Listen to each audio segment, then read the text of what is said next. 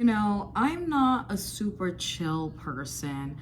I'm not everyone's cup of tea, but I'm like pretty cool. I'm like, if we get along, if I'm the kind of vibe that you're into, you're gonna love me. If I'm not, you're gonna absolutely hate me and hope I die. It is what it is. I'm no longer trying to change that or make myself more palatable or likable for anyone. But my thing is, at least I'm not one of those people that will judge someone based off of their chosen profession, their career of choice, their drugs of choice, their alcohol of choice, their vices of choice. I'm not going to not be your friend, and I'm not going to not with you just because you're doing X, Y, and Z on the side. And I say all of that to say, like, imagine you meet someone that sells box and you're like, I don't really care, like, you're a dope person, we get along, you're so much fun to go out and do fun nightlife stuff with, but you're also a great time to do daytime things with. Perfect balance, amazing. So you're like, I don't care about none of that. And then you also tell them straight up, like, just so you know, I respect what you do. I'm not judging you. No problem, girl. But whatever it is, if it ever comes up in any kind of way, shape, or form, I want no parts of it. And you've said that because they've told you about numerous situations that it kind of seems like they've set some of their past friends up. It was a little weird. So you were like, just so you know, don't put me in that kind of situation. Don't put me in those rooms with your tricks and stuff because, it's not going to go well for anyone. Like, we're going to embarrass everyone in this sense. People want to be sneaky, So you thought you were clear. You thought you were clear with that person. Everything was good and dandy. It was a vibe.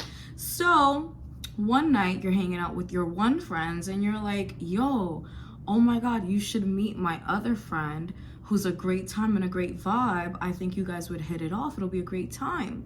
So your other friend is like, oh my God, yeah, like, call them. I would love to meet them. Like, based off of everything you're saying, like, they sound like a good time. Invite them out. So you call the other friend and you're like, hey, like, come out, whatever. The other friend comes out, everyone links up, and guess what? It's the best night of your life. You have the absolute best night of your life. You're like, oh my God, love when I bring my friends together and they all get along. It's like amazing, yay. So whatever. Another few weeks go by, you're hanging out with the one friend that met the other friend that had a good night, and you're like, yo, part two. And the friend is like, yo, part two. And then the other friend, you text them, you're like, yo, part two was goody, like, what's up, let's do this again. Other friend is like, bet, but right now, I'm out with a trickster, I'm out with a big trick right now, I'm out with Big Papa right now, you feel what I'm saying? I'm gonna see what the vibe is or whatever, then I'm gonna get away from him, I'll link y'all. And you guys are like, bet, no problem, take your time, the night is still young, whatever. A few minutes later, your friend hits you up and your friend is like, yo, like, you know what? Like, I spoke to Big Papa. He said y'all should come over here. So we like, bet. So the friend that's with Trickster Mr. Flex invites you and your girls out to meet them where they're at. So we get to the spot. The spot is litty titty. We're having a blast. Mind you, while y'all was on y'all way to meet up with Big Trickster Master Flex and it's Sugar Baby, basically, who's your friend, they're texting you, the friend is texting you while y'all in the Uber, like, hey, by the way, like, don't get too crazy, don't get too ratchet around this man because he's a very serious man and you feel me, he cares a lot about how he presents himself and, we can't be acting too crazy and da-da-da-da-da. So what do? You let the girls know, hey, this is what's going on. The girls are like, okay, fine. He's paying a tab. It's on his dime anyways. We're going to sit there like this if we have to.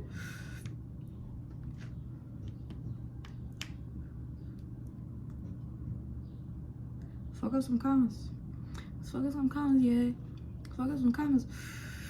some comments, yeah. Ooh. 100 down, 100 down, 100 down, 100 down. You feel me? It is what it is. We're gonna do what it takes, okay? But we still gonna have a time. So y'all get there, and it's a grand old time. It's a grand fucking time.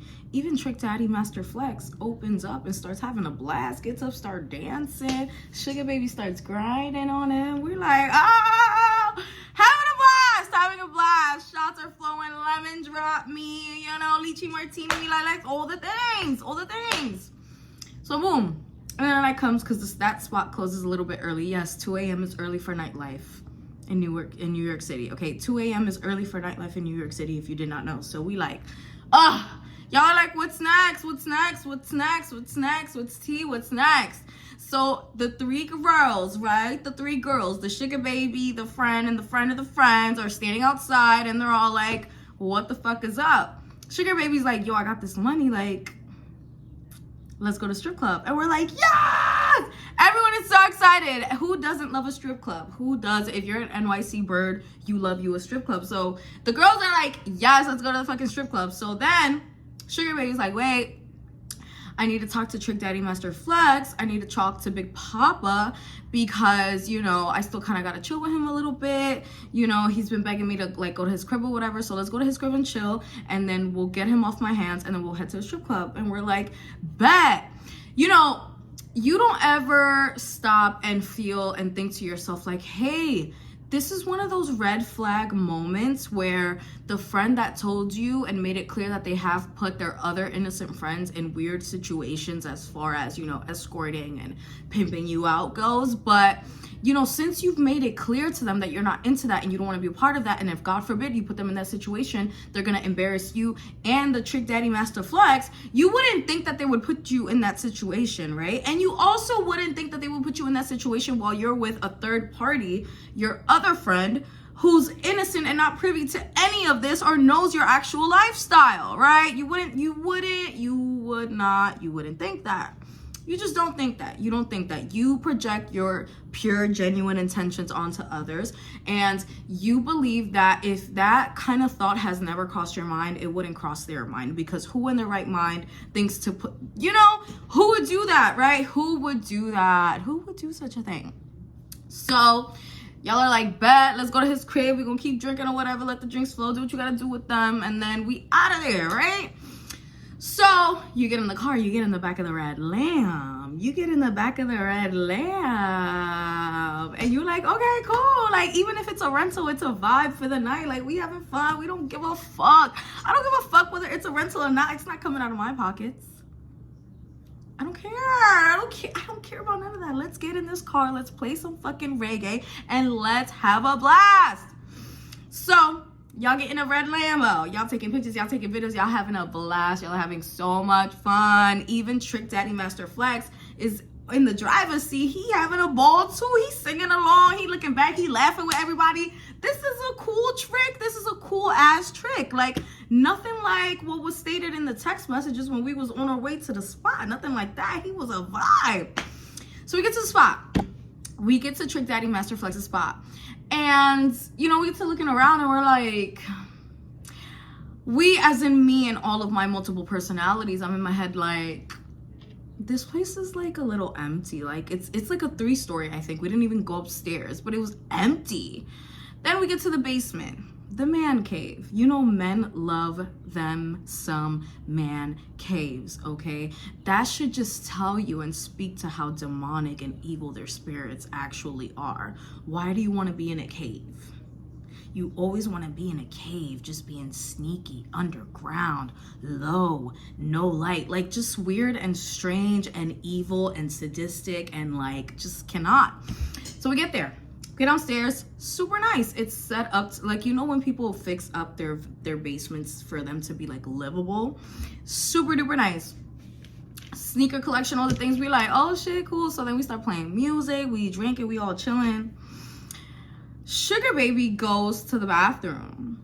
Trick Daddy Master Flex is sitting with you and your friend while y'all keep drinking, y'all talking shit or whatever.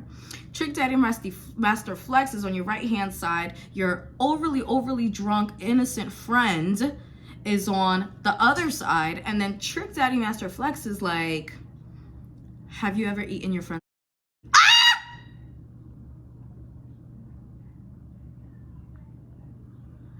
So So while your friend is belligerently drunk next to you, having a blast, absolutely oblivious, like just having the time, Trick Daddy Master Flex just says this to you, and you just look at them and go, no, I don't like women. And that's it. Because even though you don't want this to be an awkward or end up being a bad situation, you're still gonna stand your ground, darling. You're not about to catch me off guard and try to put me in some weird situation that I did not consent to, babe. Not gonna happen. Okay, not gonna happen. I was like, yeah, unfortunately, I'm one of those super boring friends. Like, you know, don't get me wrong, my girlfriend is gorgeous and beautiful, referring to Sugar Baby in the bathroom, but I don't like women. I'm not into women, you know. And he was like, oh, okay. And I'm like, yeah, okay. Now it's getting awkward, okay, because I'm drunk out of my mind as well, but I'm not getting to the point where I'm like blacking out. I don't know anything. I can't control myself. I'm belligerent. I'm willing to do any and everything in the moment just because I'm not in my right state of mind. No, babe. We don't get that fucked up over here. No. So I'm like, okay, weird. Then belligerently drunk friend gets up and goes to the bathroom while Sugar Baby is still in there. And while I was reflecting with my one belligerently drunk friend the next day, drunk friend is like, yeah, when I went to the bathroom while Sugar Baby was in there, Sugar Baby was begging me to like dance topless with her and like just do whatever the guy says for money because Sugar Baby knew that you would not be into it. Sugar Baby said, please do this with me. We're gonna get paid. Don't worry about it. Like, he has no problem with spending money on us. I just don't want to do it by myself. And I know that ThoughtDaughter is not gonna do it. I already know. I'm not even gonna ask her. So at this point, this feels like a scheme set up by Todd. This feels like it has Todd's filthy, small hands just latched all over it. Like, this doesn't feel right. This doesn't feel right. Fast forward to the night. I'm not even gonna give y'all no details. It gets like disgusting. But just know. ThoughtDaughter didn't do anything. Belligerently drunk friend didn't do anything. Sugar Baby had to do what a Sugar Baby has to do. And let me not say that, because you can be a Sugar Baby and not get physical and do stuff like that, but you know, this is a whole other kind of branch to that lifestyle. Sugar Baby was doing what Sugar Baby had to do. You know, me just calculating and assessing risk. I was like, you know what? I'm gonna let them do what they do. I'm gonna take care of my friend because I'm clearly the only one in my right state of mind here. I'm gonna just wait it out, wait till they're done, and then let's get the fuck out of here. As long as we're safe, as long as we get Ubered back home, we gonna be good. So they do their thing. I'm with my belligerently drunk friends, and I'm like, I'm never speaking to this fucking person again.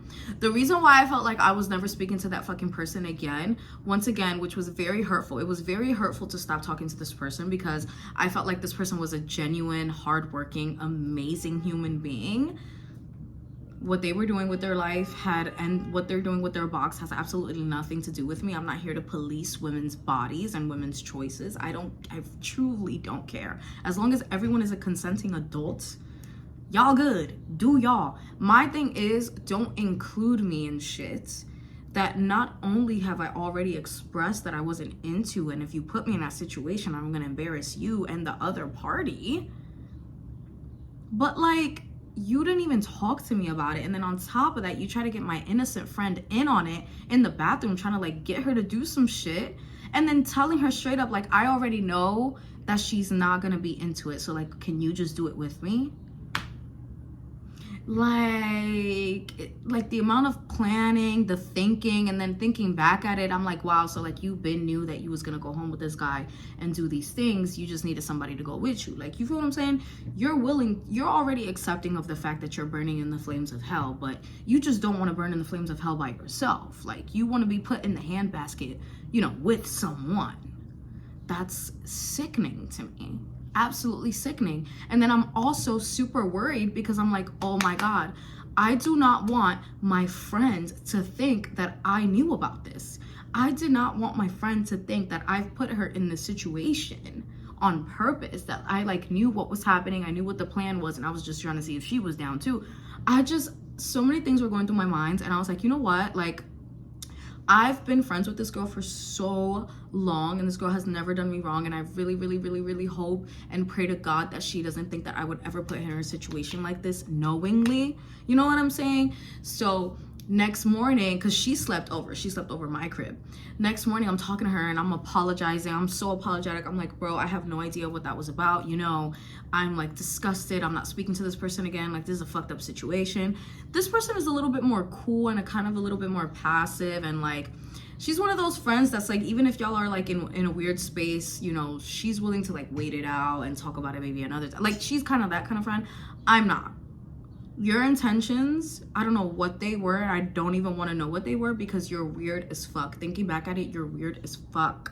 You're weird as fuck. My thing is, like, you couldn't sit me down and talk to me about it. Be like, yo, this is what's going on. This is how much I'm making. You want in. Like, it wasn't even that. It was just straight up, like, kind of like coercion and, like, just weird. Just weird, crazy, insane. Glad we got out of there alive, unscathed, and,